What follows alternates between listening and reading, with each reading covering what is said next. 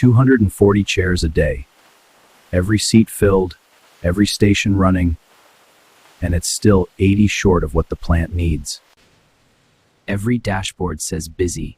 The output number hasn't moved in weeks, and no one can say why. Throughput.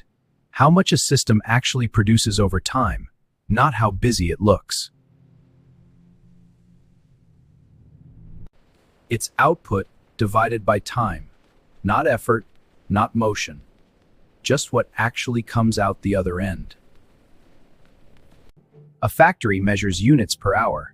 A hospital measures patients per day. Software measures requests per second. Support measures tickets per hour. Ignore it, and a plant can look fully busy while shipments quietly fall behind schedule.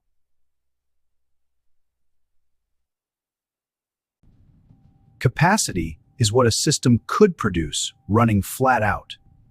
Throughput is what it actually delivers.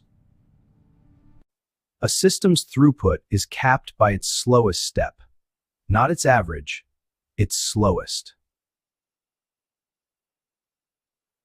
Every process has stations.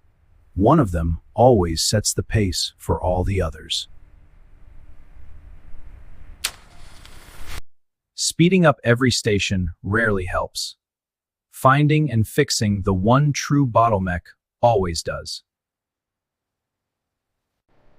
One furniture plant learned this the hard way.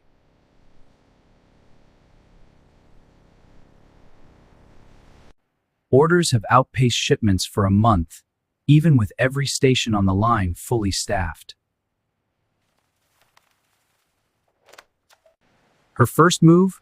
Overtime across the entire line. Cutting, assembly, sanding, and finishing.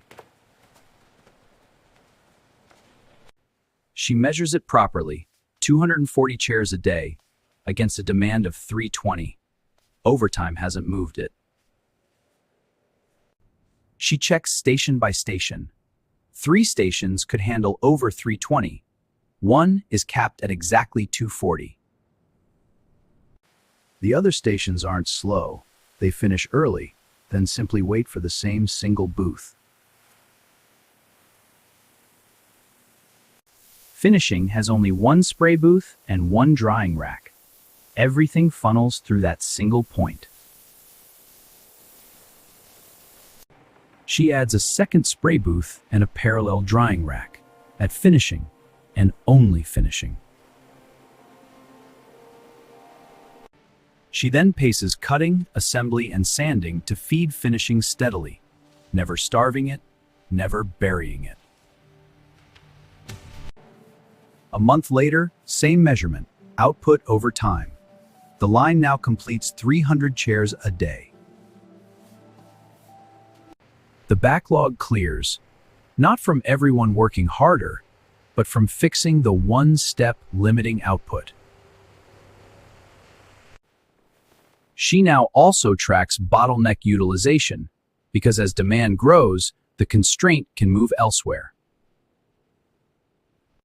The formula, total output divided by time period. Simple, but only useful if measured by station. Before, 240 chairs per day. After, 300 chairs per day. Same formula, same day, different bottleneck. 300 still trails demands 320, but the constraint is now the target for the next fix. The common mistake, paying overtime everywhere, assuming more effort anywhere means more output everywhere.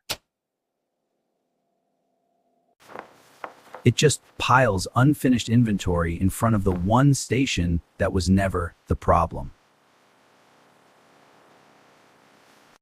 She didn't fix throughput by working the whole line harder. She fixed the one step limiting it. The backlog that never matched the busy floor now does, because she asked what was actually limiting them. Metrics made human. One metric, one story, every week. See you in the next one.